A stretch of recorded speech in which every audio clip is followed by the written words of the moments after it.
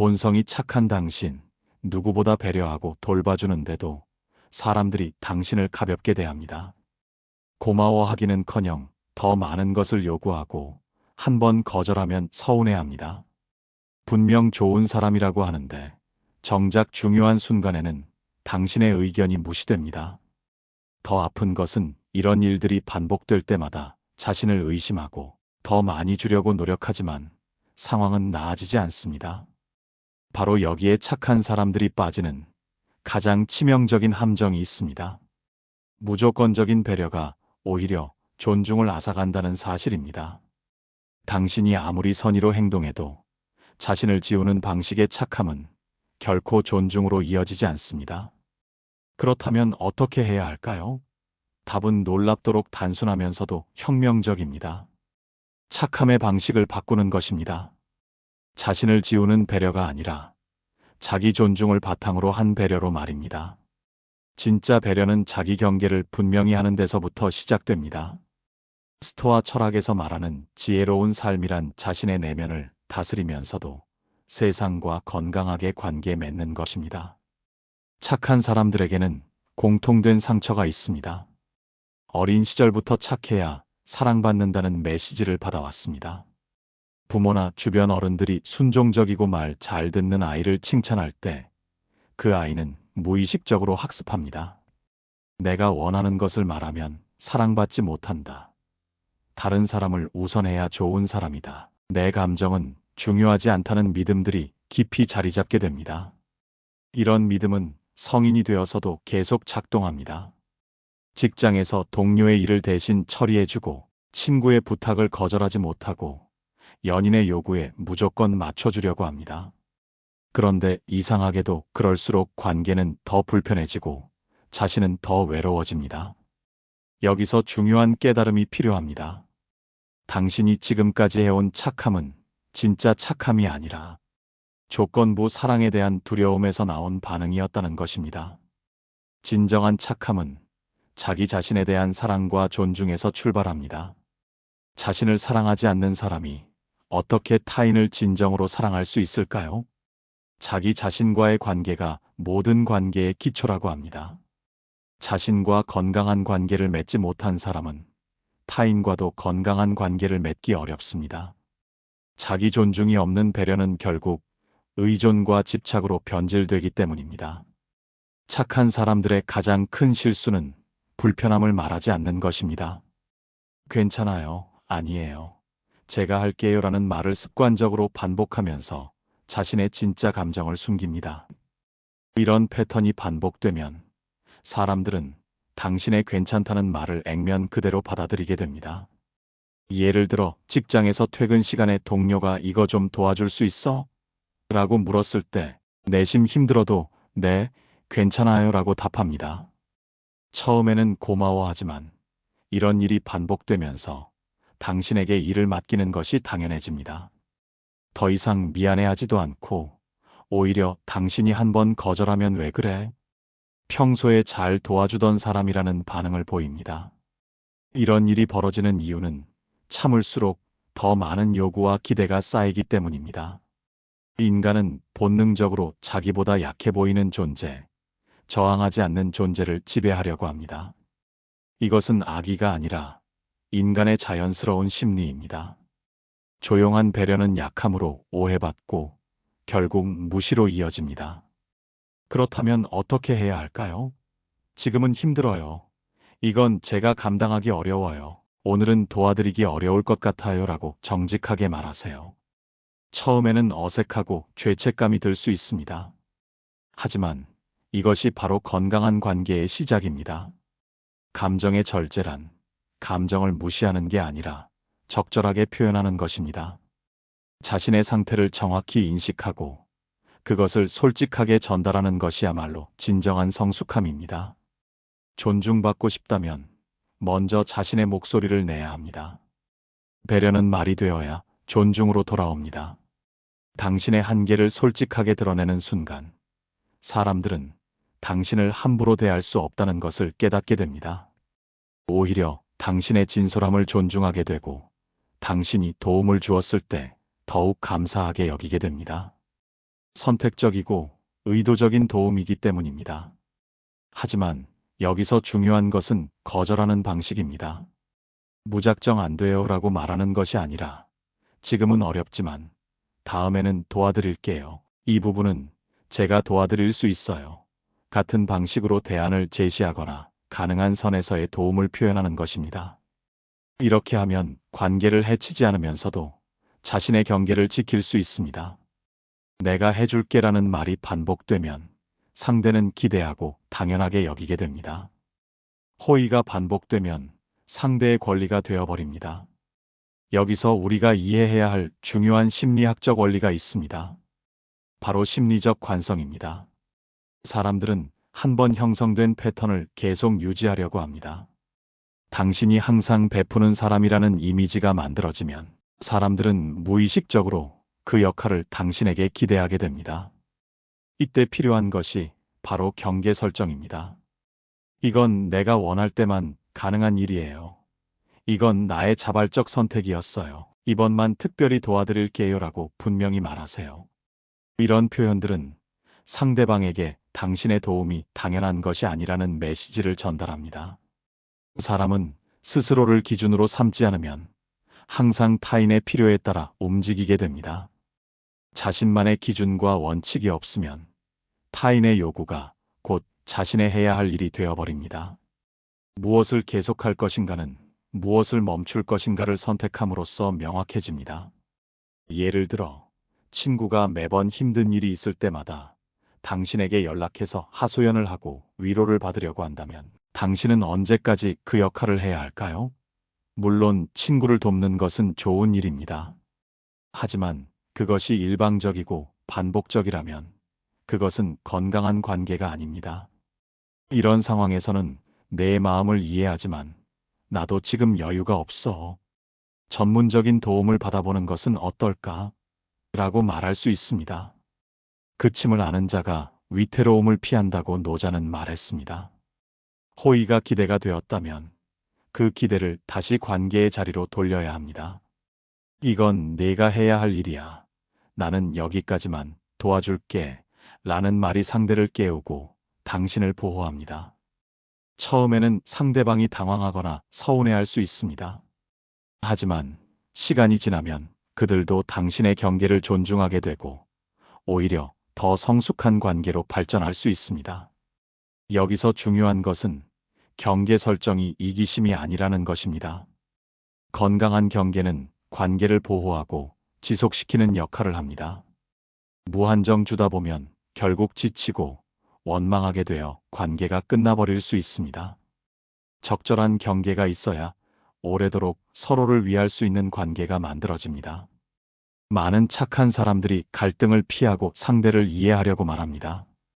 이해는 계속되지만 정작 자신은 이해받지 못합니다. 상대의 입장에서 생각하고 상대의 기분을 헤아리고 상대의 상황을 고려하다 보면 정작 자신의 감정과 생각은 뒷전이 됩니다. 인간은 로고스를 가진 존재라고 아리스토텔레스는 말했습니다. 로고스란 단순히 말이 아니라 자기 중심을 구성할 수 있는 능력을 뜻합니다. 자기 중심이 없으면 진정한 소통도 불가능합니다. 자신이 무엇을 느끼고 원하는지 모르는 사람이 어떻게 타인과 진정한 관계를 맺을 수 있을까요? 나는 이렇게 느껴. 내 입장에서는 이래. 나에게는 이게 중요해라고 말하세요. 이런 표현들이 처음에는 어색하고 이기적으로 느껴질 수 있습니다. 특히 지금까지 자신의 감정을 표현하지 않고 살아온 사람들에게는 더욱 그렇습니다. 하지만 이것이야말로 건강한 관계의 기초입니다. 이해만 하다 보면 자기 목소리가 약해지고 관계 속에서 자신이 사라집니다. 스스로를 소중히 여기는 자만이 타인을 온전히 품을 수 있습니다. 이해는 나를 세운 후에야 진짜로 작동합니다. 예를 들어 친구가 약속 시간에 늦었을 때 괜찮아. 나도 일찍 온 거야 라고 말하는 대신 기다리는 동안 조금 불안했어. 다음에는 늦을 것 같으면 미리 연락해 줄 수 있을까? 라고 말하는 것입니다. 이렇게 하면 상대방도 당신의 감정을 이해하게 되고 더 배려하게 됩니다. 감정을 표현하는 것은 비난이 아닙니다. 자신의 내면을 솔직하게 나누는 것입니다. 내가 그래서 기분이 나빠가 아니라 나는 이런 상황에서 이렇게 느껴라고 표현하는 것입니다. 이런 방식의 소통을 나 전달법이라고 부르기도 합니다. 자기 입장을 분명히 하고 감정을 나누는 연습을 하세요. 더 많은 인내가 아니라 더 정확한 표현이 필요합니다. 당신의 감정과 생각이 관계 속에서 존중받을 때 비로소 진정한 소통이 시작됩니다. 하지만 감정 표현에도 지혜가 필요합니다. 감정을 표현한다고 해서 모든 감정을 무작정 쏟아내는 것은 아닙니다. 상황과 관계의 맥락을 고려하면서 건설적인 방향으로 표현하는 것이 중요합니다. 감정 표현의 목적은 관계를 개선하고 서로를 더 잘 이해하기 위함이지 상대방을 공격하거나 자신의 불만을 토로하기 위함이 아닙니다. 착한 사람들이 가진 또 다른 문제는 자기 가치를 타인의 평가에 의존한다는 것입니다. 고마워. 정말 착하네. 너 같은 사람이 있어서 다행이야 라는 말을 들을 때만 자신이 가치 있다고 느낍니다. 반대로 누군가가 불만을 표하거나 당신의 도움을 당연하게 여기면 자존감이 무너집니다. 이런 패턴은 매우 위험합니다. 타인의 반응에 따라 자신의 가치가 오락가락하기 때문입니다. 오늘은 칭찬받아서 기분이 좋다가 내일은 무시당해서 우울해집니다. 이런 감정의 롤러코스터는 지속 가능하지 않습니다. 진정한 자기 존중은 타인의 평가와 무관하게 자신을 귀하게 여기는 것입니다. 당신이 존재하는 것만으로도 가치가 있다는 것을 인정하는 것입니다. 당신의 시간, 에너지, 감정, 생각이 소중하다는 것을 스스로 인정하는 것입니다. 스토아 철학자들은 외부의 것들에 의존하지 않는 내적 가치를 중요하게 여겼습니다. 타인의 칭찬이나 인정은 기분 좋은 보너스일 뿐, 그것이 당신의 본질적 가치를 결정하지는 않습니다. 당신은 이미 충분히 가치 있는 존재입니다. 이런 자기 인정이 생기면 행동이 바뀝니다. 타인의 기분을 맞추기 위해 자신을 희생하지 않게 됩니다. 대신 자신의 가치와 원칙에 따라 행동하게 됩니다. 도움을 주는 것도 의무가 아니라 선택이 됩니다. 이런 마음가짐에서 나오는 배려가 진정한 배려입니다. 자기 가치를 인정하는 구체적인 방법들이 있습니다. 매일 자신이 잘한 일들을 기록해 보세요. 작은 것이라도 좋습니다. 오늘 나는 동료의 부탁을 정중하게 거절했다. 나는 내 감정을 솔직하게 표현했다. 나는 나를 위한 시간을 가졌다 같은 것들입니다. 또한 자신에게 친절한 말을 하는 연습을 하세요. 실수했을 때 자신을 비난하는 대신 괜찮아. 다음에는 더 잘할 수 있어. 나도 완벽하지 않은 인간이니까. 같은 격려의 말을 건네세요. 자신에게 하는 말이 타인에게 하는 말만큼 친절해야 합니다. 많은 사람들이 배려를 상대의 기분을 좋게 만드는 것이라고 생각합니다. 하지만 진정한 배려는 때로는 상대방에게 불편한 진실을 말하는 것이기도 합니다. 진실한 관계는 불편함을 두려워하지 않습니다. 예를 들어 친구가 자신에게 해로운 행동을 반복하고 있을 때 진정한 배려는 괜찮다고 말하는 것이 아니라 나는 내가 걱정돼. 이런 행동이 너에게 좋지 않은 것 같아라고 솔직하게 말하는 것입니다. 또한 자신의 한계를 솔직하게 표현하는 것도 진정한 배려입니다. 힘든데도 괜찮다고 말하면서 억지로 도와주다가 나중에 짜증을 내거나 원망하는 것보다는 처음부터 지금은 힘들어서 도와드리기 어려워요라고 말하는 것이 더 진실한 배려입니다. 너의 진실이 불편하다고 해서 그것을 감추지 말라고 니체는 말했습니다. 과하게 부드러우면 스스로를 잃는다고 노자도 경고했습니다. 진정한 부드러움은 자신의 중심을 잃지 않는 부드러움입니다. 진짜 배려란 의식의 교환입니다. 내 감정을 분명하게 전달하는 것입니다. 불편함을 감수하고 나를 드러낼 때 존중으로 돌아옵니다. 상대방도 그 진실함을 느끼고 더 깊은 관계로 나아갈 수 있습니다. 물론 이런 진실한 소통이 항상 쉬운 것은 아닙니다. 때로는 관계가 일시적으로 어색해질 수도 있고 상대방이 당황하거나 불편해할 수도 있습니다. 하지만 이런 과정을 거쳐야만 진정으로 건강하고 지속 가능한 관계가 만들어집니다. 표면적인 평화보다는 진실한 갈등이 낫다는 말이 있습니다.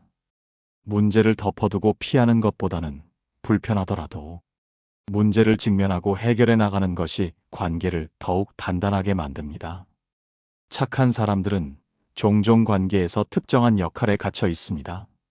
항상 도와주는 사람, 문제를 해결해주는 사람, 위로해주는 사람, 희생하는 사람 같은 역할들입니다.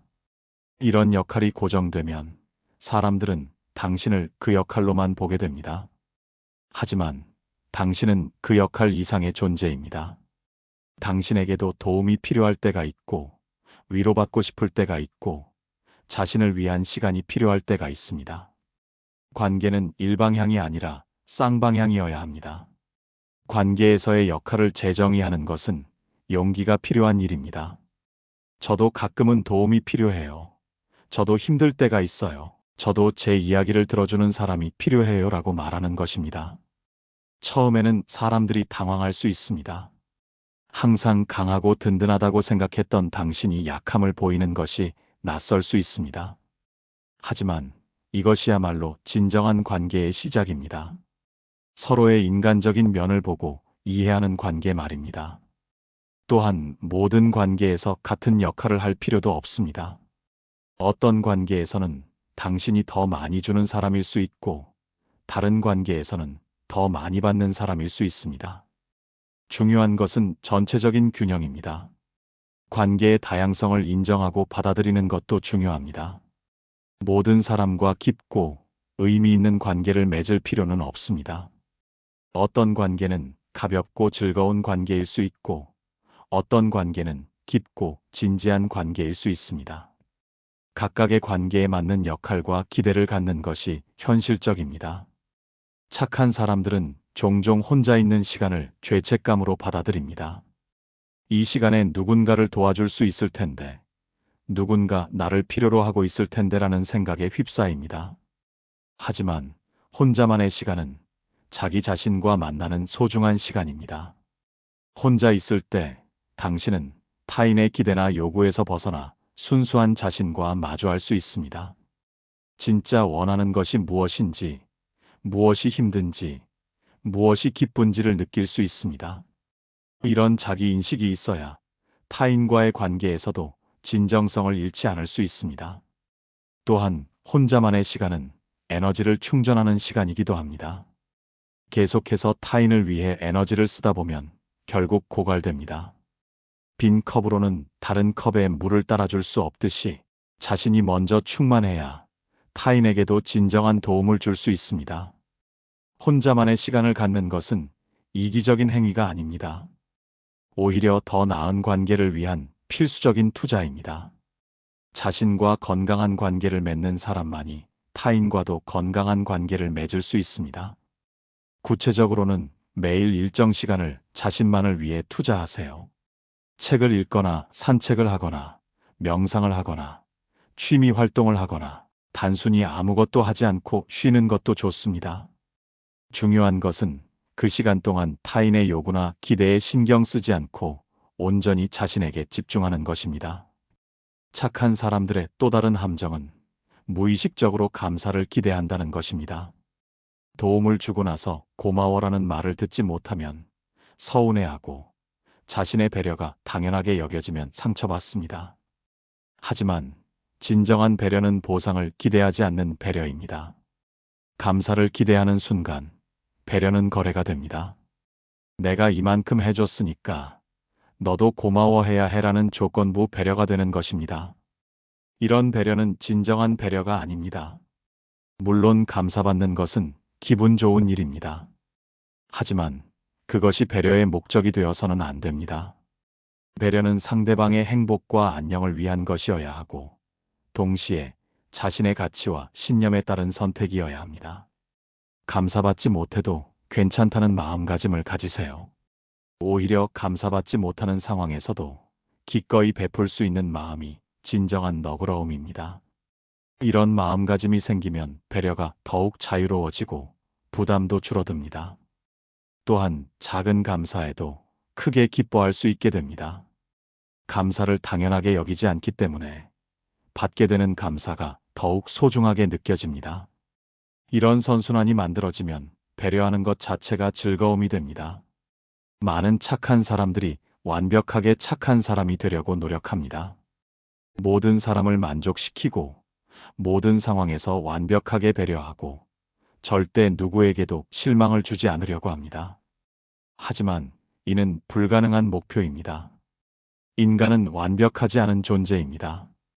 때로는 실수하고, 때로는 이기적이 되고, 때로는 다른 사람을 실망시킬 수밖에 없습니다. 이것이 인간의 자연스러운 모습입니다. 완벽한 착함을 추구하다 보면 오히려 진정성을 잃게 됩니다. 대신 충분히 좋은 사람이 되는 것을 목표로 하세요. 완벽하지는 않지만 자신의 가치와 원칙에 따라 최선을 다하는 사람이 되는 것입니다. 실수했을 때는 인정하고 사과하고 부족한 부분이 있을 때는 개선하려고 노력하는 것입니다. 완벽함에 대한 강박을 놓아주면 훨씬 자유로워집니다. 모든 사람을 만족시킬 필요가 없다는 것을 인정하게 되고 자신의 한계를 받아들이게 됩니다. 이런 자기 수용이 있어야 타인도 진정으로 수용할 수 있습니다. 또한 좋은 사람의 기준을 다시 생각해 보세요. 단순히 다른 사람의 요구에 응하는 것이 좋은 사람이 아닙니다. 자신의 가치를 지키면서도 타인을 존중하는 것과 진실하면서도 친절하고 강하면서도 부드러운 것이 진정한 좋은 사람의 모습입니다. 이런 변화가 쉽지 않다는 것을 압니다. 처음엔 죄책감이 들 수도 있고 이기적이라는 오해를 받을 수도 있습니다. 주변 사람들이 왜 갑자기 그래?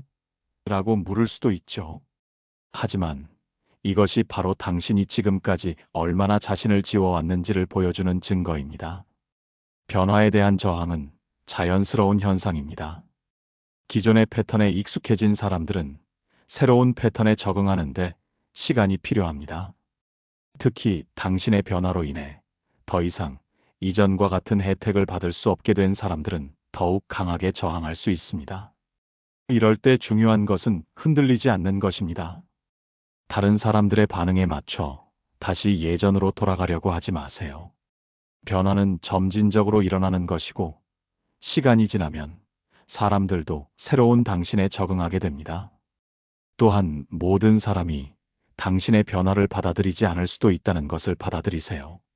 어떤 관계는 당신의 일방적인 희생에 기반해 있었을 수도 있습니다. 이런 관계는 당신이 변화하면 자연스럽게 멀어질 수 있습니다. 이것은 슬픈 일이지만 동시에 건강한 변화의 과정이기도 합니다. 진정한 관계는 이런 변화를 통해 더욱 견고해집니다. 당신의 진정성과 자기 존중을 인정하고 지지해주는 사람들과의 관계는 더욱 깊어질 것입니다. 질보다는 양에 치중했던 관계에서 양보다는 질에 치중하는 관계로 변화하게 됩니다. 이런 변화를 통해 당신은 완전히 새로운 사람이 됩니다. 존재만으로도 신뢰받는 사람, 말하지 않아도 그 경계가 느껴지는 사람, 함부로 대하기 어려운 존재감을 가진 사람이 됩니다. 동시에 그 배려는 더욱 소중하게 여겨집니다. 선택적이고 의도적인 배려이기 때문입니다. 자신을 존중하는 사람은 타인도 존중할 수 있습니다. 자기 경계가 분명한 사람은 타인의 경계도 인정할 수 있습니다. 이런 상호 존중 속에서 진정한 배려와 사랑이 자라납니다. 일방적인 희생이 아니라 서로의 존재를 인정하는 관계 말입니다. 사람들은 당신의 변화를 느끼게 됩니다. 더 이상 당신을 가볍게 대하지 않게 되고 당신의 시간과 에너지를 소중하게 여기게 됩니다. 당신이 도움을 주었을 때 더욱 감사해야 하고 당신의 의견을 더욱 진지하게 받아들이게 됩니다. 무엇보다 당신 자신이 변화를 느끼게 됩니다. 더 이상 관계에서 소진되지 않고 자신을 잃지 않으면서도 타인과 건강하게 관계할 수 있게 됩니다. 배려하는 것이 부담이 아니라 기쁨이 되고 착함이 약점이 아니라 강점이 됩니다. 기억하세요. 존중받는 착함으로의 변화가 결코 냉정해지는 것이 아닙니다. 오히려 더 따뜻하고 깊은 관계를 만들어가는 길입니다. 자신을 소중히 여기는 사람만이 타인도 소중히 여길 수 있고, 그런 마음이 전해질 때 진정한 존중과 사랑이 시작됩니다. 진정한 착함이란 자신을 희생하는 것이 아닙니다. 자기 자신과 타인 모두를 존중하는 것입니다. 자신의 가치를 알고 자신의 경계를 지키면서도 타인에게 진정한 배려와 사랑을 베푸는 것입니다. 이런 착함이야말로 세상을 더 아름답게 만드는 진정한 힘입니다. 당신의 착함이 약함이 아니라 강함이 되고, 배려가 희생이 아니라 선택이 되는 그날을 향해 오늘부터 시작하세요. 자신을 지우는 착함에서 벗어나 자신을 세우는 착함으로, 무조건적인 배려에서 벗어나 존중받는 배려로 나아가시기 바랍니다. 여러분의 소중한 마음이 온전히 인정받고 존중받는 삶을 살아가시길 진심으로 응원합니다. 이런 깊은 철학적 통찰이 여러분의 삶에 도움이 되셨다면 구독과 좋아요로 응원해주세요. 더 많은 사람들이 자신을 존중하며 살아갈 수 있도록 이 영상을 널리 공유해 주시면 감사하겠습니다.